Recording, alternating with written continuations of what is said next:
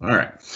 So I wish we didn't have to do this presentation, but the reality is the senior housing communities have been disproportionately impacted by COVID-19. And so we're going to go through a couple things today. What I'm going to do to start off very quickly is just explain who STEP CG is. Many of you who received the invitation probably have never done any work with us. We do quite a bit of work in senior housing, but maybe not with your particular communities. So I'll tell you a little bit about who we are.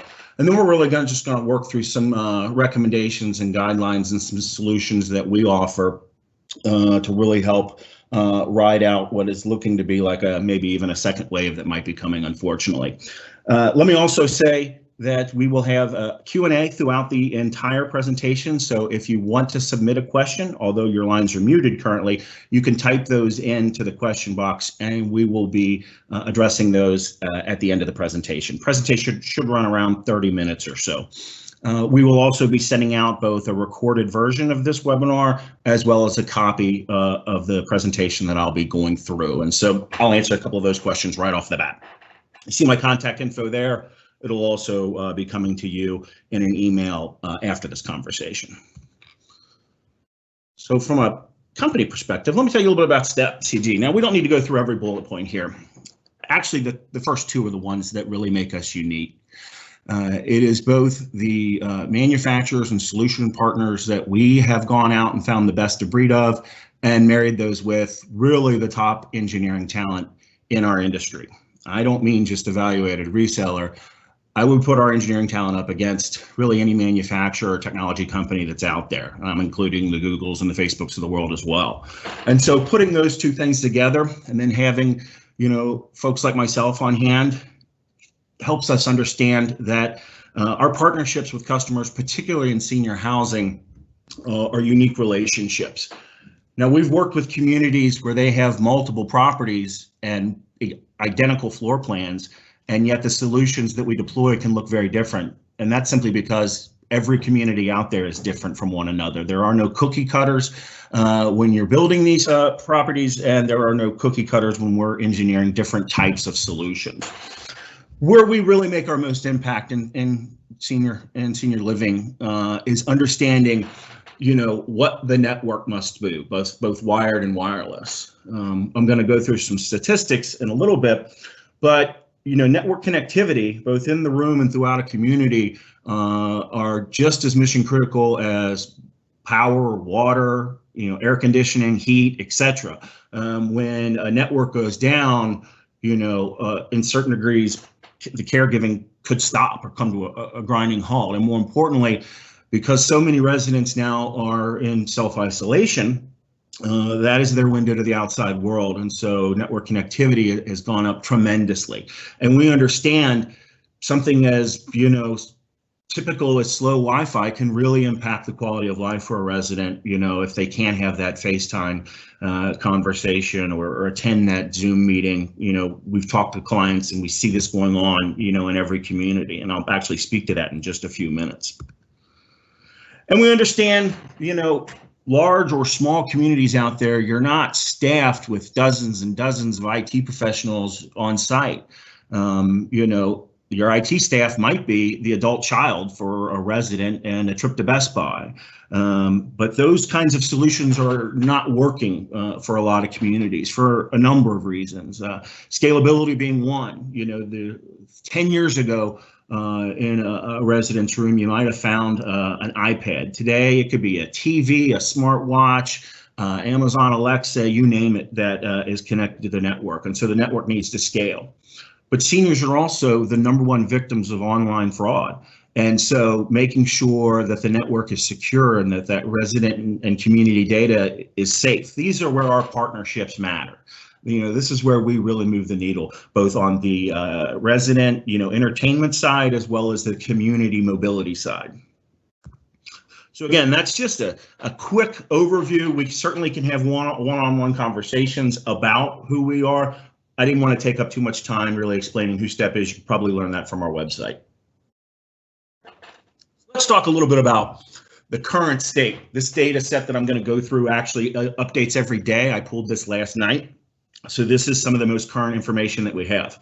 The unfortunate reality is the U.S. is leading the world in confirmed cases by quite a bit. Now, we're also leading the world in testing, so it shouldn't, come as a great surprise that we are leading in that category, but we're also leading in deaths as well. Now, not deaths as a percentage of population, but total overall deaths. And that's for a couple of reasons. We have a very large population, larger than most European countries. And so the sheer number of testing and the sheer number of potential victims means that there are probably going to be more fatalities. The unfortunate reality is it's, really hit senior housing communities. I think I read the other day that 50% of all fatalities in the state of New York were either in assisted living or skilled nursing. That's unfortunate. And I'll get to some of the reasons why we think that is. And some of this, might be old news to some of you folks, but I just want to make sure we're all working from the same, data points. You look at some of these, we certainly don't have a fatality rate like Italy, and that's for a good reason. Why Italy and France are so outside the norm is because, one, they have older populations, and two, extended families, from young to old, all live typically under the same roof in a lot of these communities. And so it's disparate impact in terms of some of those countries compared to ours. But one thing is universal, is that this is a very contagious and a very deadly disease. And so how contagious and deadly is it? Well, there's a range. There's a range because the more data we get, the more we'll understand that. But also there's a range because there's a range in types of people and the way it affects them. We know one thing for sure.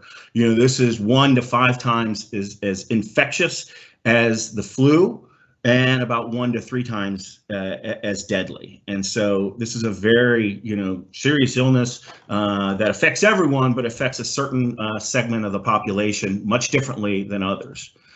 The other thing that we know is that, unfortunately, or fortunately, depending on, your perspective, most people are not severely impacted. The challenge in that is you might have little to no symptoms, and yet you're still fully transmissible. You can still infect, your friends, your coworkers, etc.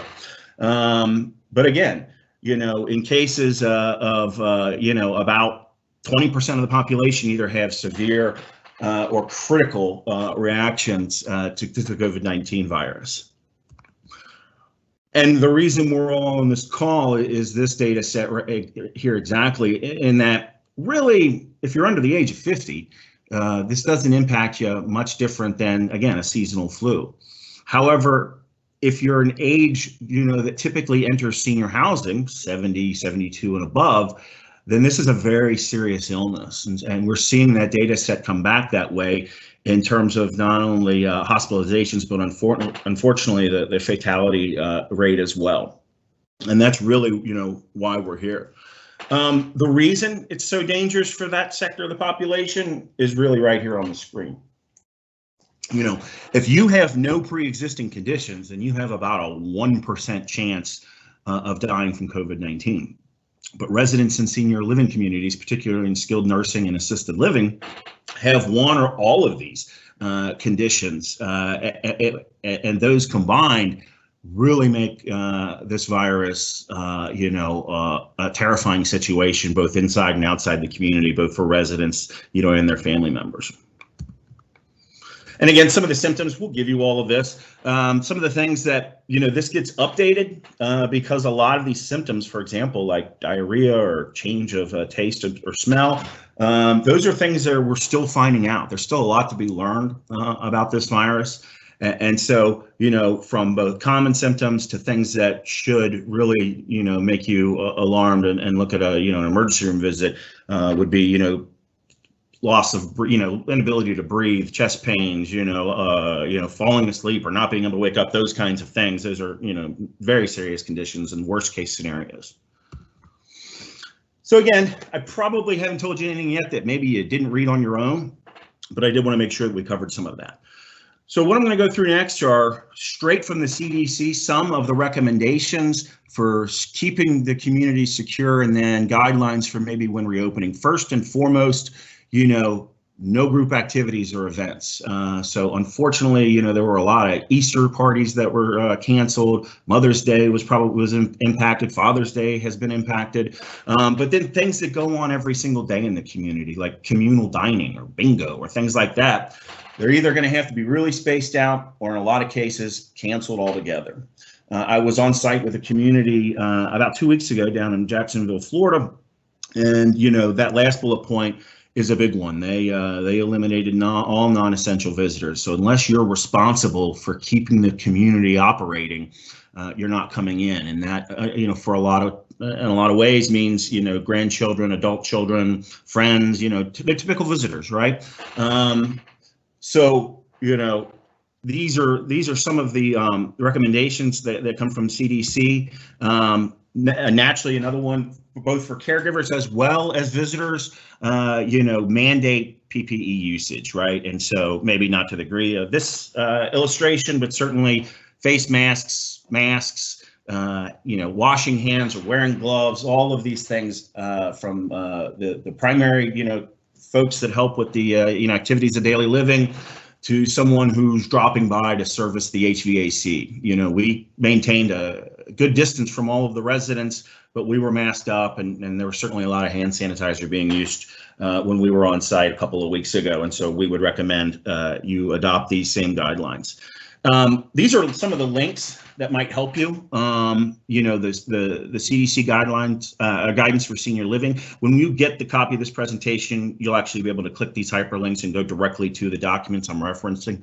They actually have a really good checklist for senior housing. So it's, you know, much like it sounds, you can go right down the list and make sure that something hasn't been, you know, missed or not prioritized, etc. And then Argentum coronavirus toolkit. So that's a website unto its own that has a whole bunch of resources there for you. So we'll send this out and you'll have an opportunity to go through it on your own. So then I wanted to talk a little bit about, okay, now we know what the virus, you know, is capable of. We know how best, you know, we can take care of locking down and making communities safe as possible. Where somebody, you know, someone like myself and STEP comes in would be, how are we leveraging technology for community safety and resident experience? And so I'll walk through a couple of things. This first one, kind of, you know, fairly new type of technology solution. Actually, if you were to visit our office in Covington, Kentucky, upon walking into the lobby, you would see that kiosk on the left-hand side there. So this comes in two flavors, both about a 4-foot tall freestanding kiosk and then a tabletop or desktop type of kiosk at like a reception area. This is all no-touch, hands-free solution. You simply walk up to the kiosk. It awakens based on your proximity, and then you simply look into it like you're having your driver's license photo taken, for example. And then at that point, it reads your temperature from just a few feet away. Again, you never have to touch anything. No one has to handle anything. And the accuracy on these types of solutions are fantastic. I think they're within 0.06 degrees Fahrenheit accuracy. So if everything's copacetic and your temperature is within the normal range, then you're greeted with that green check mark, and you know you can be on your way. If unfortunately maybe you have an elevated fever, a couple of things will happen. These can be set up. One, it'll give you visual notification that you know your temperature is such that you can't enter the community, and two, it can create an alert string to let someone know so that they can prevent you from entering, you know, walking on past. It also keeps a record of images taken and temperatures with date stamps. And so if either corporate policies or state guidelines or whatever, you know, you need to review this to make sure you've taken every precaution, then you have that information at your disposal and you can utilize. Anybody in the Northern Kentucky area, you're more than welcome to stop by and kind of see this firsthand. So that's one solution for making sure the virus, you know, doesn't get in and doesn't spread inside a community. A couple of other ones are more thermal imaging based. On the left-hand side, you see actually a digital signage with a thermal imaging camera. Again, same temperature accuracy range. So we're talking about very accurate here. A lot of improvements in this technology in the last few years. That would either be a mobile digital signage solution. In the middle, if for the budget conscious folks out there, there are handheld readers that you have. Now, naturally, that would not do any kind of alerting, but the left and the right is simply an image from a fixed camera. So you can mount these up, and they can just be taking temperatures all day long. So this could not only be at entrance at points, but it could also be monitoring residents for high elevated temperatures. And so any places where you have, large populations of residents that would pass in front of a camera, this might be a great solution for that. And when I say the technology is fantastic, I actually watched a demonstration of this. It can tell the difference between, a scalding hot cup of coffee that is, 150 degrees. It won't register that. It's, it knows that that's inorganic. And so you could even hold it right up to your face and it'll screen that out and know that, nope, there's, that's not somebody with a fever. That's somebody drinking a cup of tea, right? Whereas, if your forehead is 104 degrees, it's going to be notifying people and letting them know that.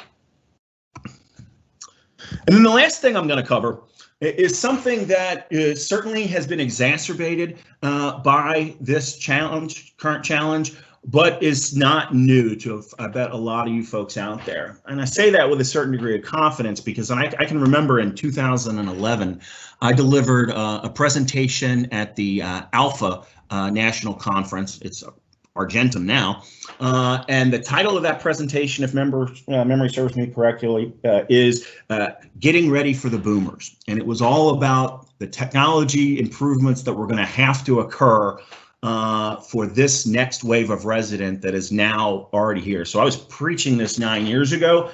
In talking to clients recently, they've quantified that information and say, boy, internet usage and adoption was accelerating. Now it's mission critical. We even had a community tell us that their bandwidth utilization has doubled since the start of the quarantine, right? And that's because a lot of seniors now are having devices either put into their hands or purchased on their own in order to communicate with the outside world.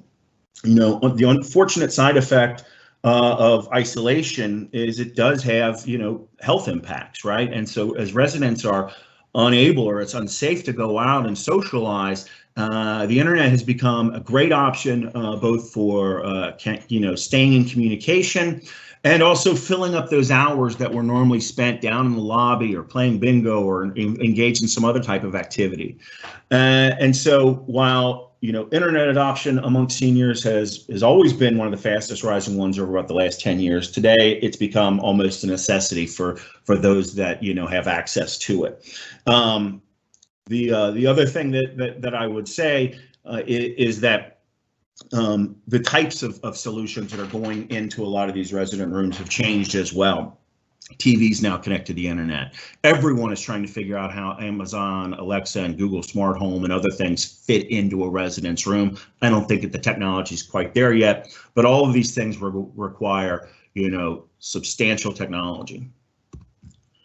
And that has created a lot of challenges, and these are the challenges that we solve for in senior housing communities on a daily basis. And that is, we know that you are not an ISP, that you operate, a senior living community. You're not there to be the internet provider. You don't necessarily have the capital, the resources, or the time, frankly, to provide these services. But these services are still very much an expectation of the resident living there. So our partnership, especially in a managed services capacity, is to give you the ability for the residents and the staff, because a lot of your community solutions are migrating from desktop to mobile type devices, that everyone has confidence that no matter where they might be or what they might be leveraging the network for, that it's there and it's available.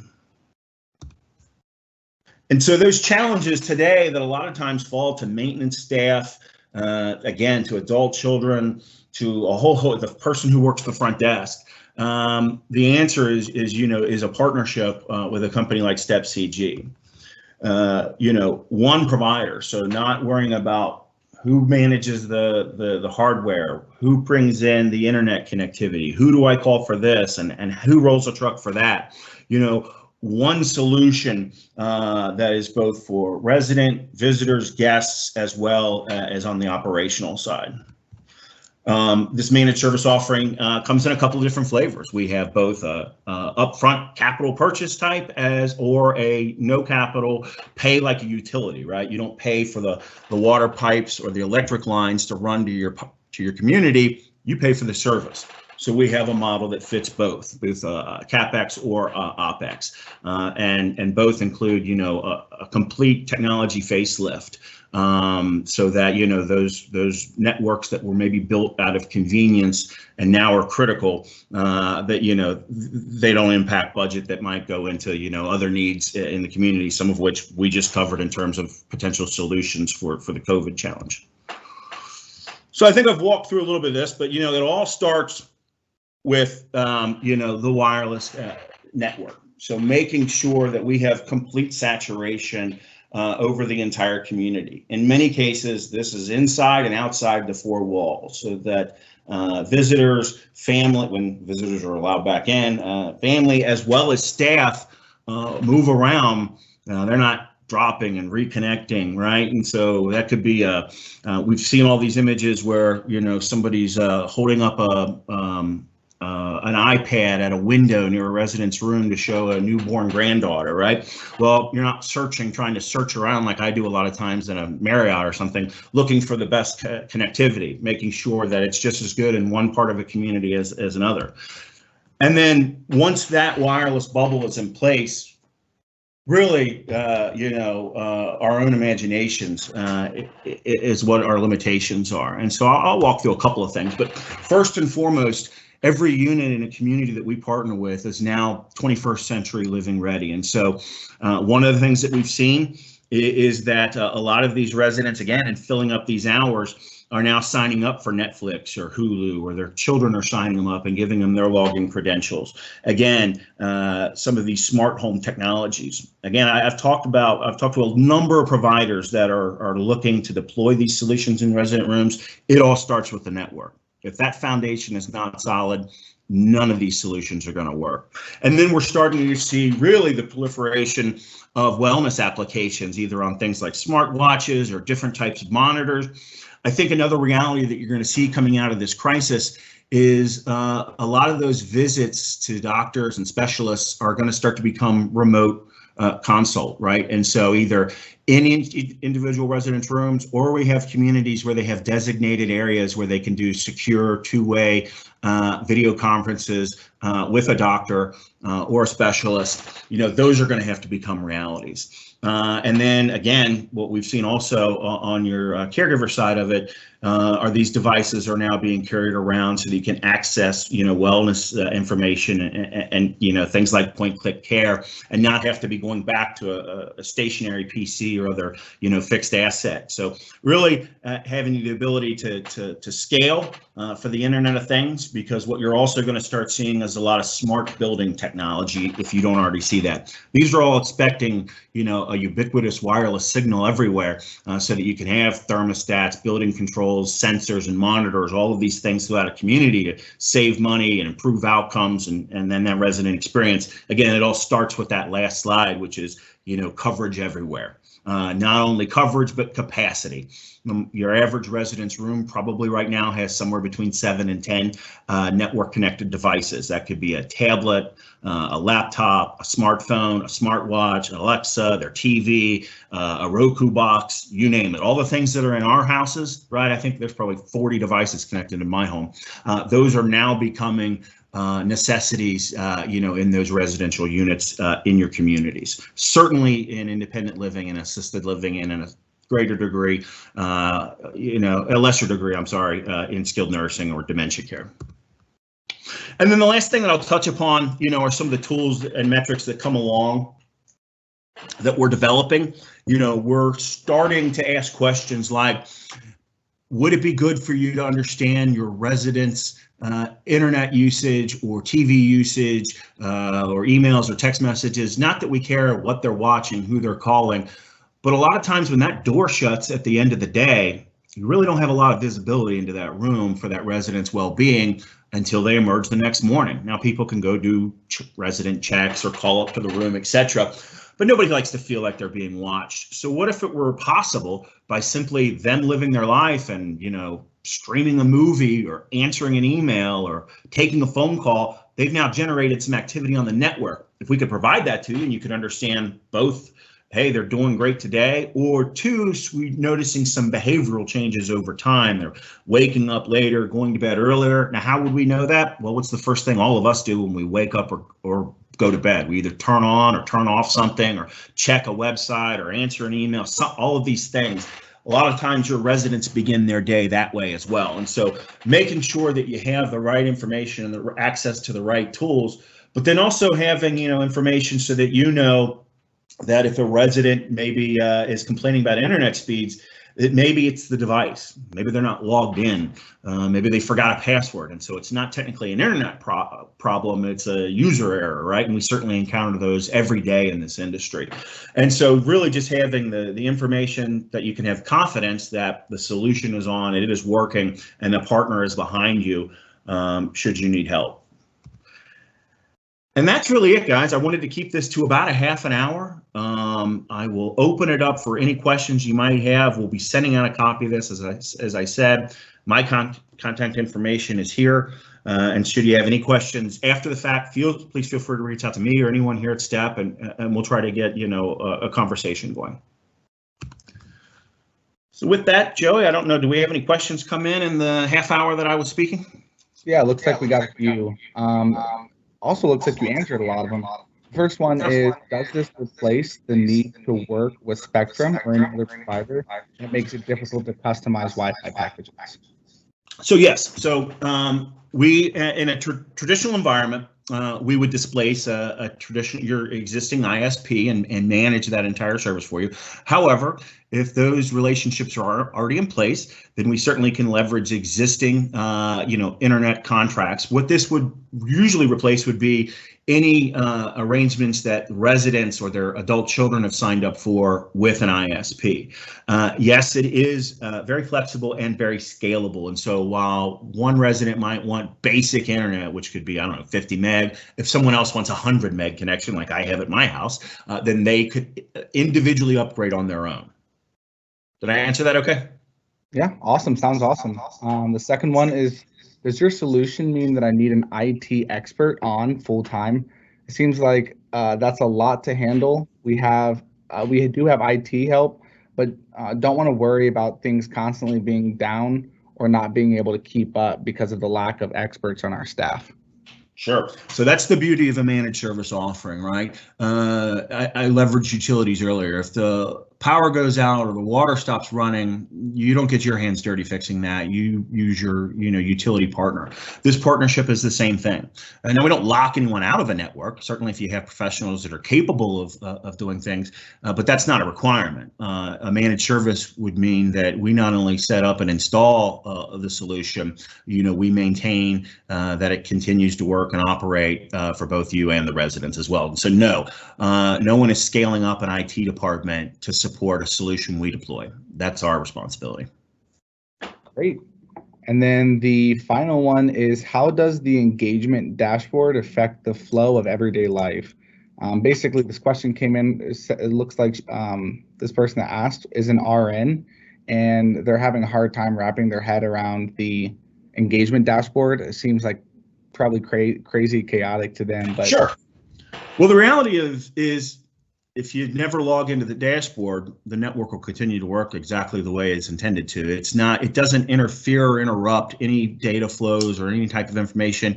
It's simply there as a dashboard, right? If you put duct tape over the dashboard of your car would still run, but you use the dashboard to find out if you're low on gas or you've got engine problem or something like that. This is simply a window in to tell you what's going on in the network for reporting or real-time monitoring, etc. The dashboard certainly would not impact anyone's usage of the network. It's simply there for a convenience tool. All right, and then another one came in. What about rural facilities with poor cellular access? Very good question. And so certainly a lot of the communities that we've worked with are in very remote areas. So we would not only rely on any type of 4 or 5G coverage. In a lot of cases, we'd bring in fiber connectivity or other type of, wireline type solutions to that property. We also are, experts in private LTE. And for those of you out there who maybe are unfamiliar with that, we can certainly have a lengthier discussion. But in some of these more campus-style communities, private LTE might be a solution that you would want to look at. Really quickly, what private LTE is imagine you develop or we deploy, your own private wireless network. Now, I'm not talking about 802.11 Wi-Fi. I'm talking about the same type of technology, towers and signaling that we use every day for our smartphones and tablets. So having that where it's not a shared resource with every other AT&T or Verizon customer, but your own resource that you can leverage for both resident utilization as well as communal utilization. So this could be a solution for Internet of Things, right? For deploying security cameras in outdoor areas where you don't want to pull a wire. All of these different options. Again, I spoke about an umbrella of wireless over a building. I was speaking about Wi-Fi, the Wi-Fi that we all use in our homes. A secondary umbrella over a community of private LTE for a lot of folks out there could be a very interesting conversation to have and something certainly worth exploring. And that could also be, solve for the challenge of maybe having poor cell coverage in a particular area. The other thing I'll say is, a lot of communities I've been in, not even the folks in rural areas, I can think of one in New York City, for example, where once you got about 10 feet inside the door, you might as well turn your cell phone off because you weren't getting a signal anymore. So, providing, ubiquitous Wi-Fi coverage now can alleviate as you offload that 4 or 5G device onto the Wi-Fi and use that for, outside calls and et cetera, where today a cell phone might not even be an option. I've certainly been in communities like that. All right, and that's all the questions that came in, Gary. All right, folks. Well, I really appreciate the time today. Feel free to reach out to me or anyone else here with any additional questions or conversations that you want to have. And best of luck in getting through this. We're all kind of in this together. And we're here to answer any of those questions or hear about those challenges should you want to engage us. So with that, I will go ahead and close it out. And again, thanks for the time.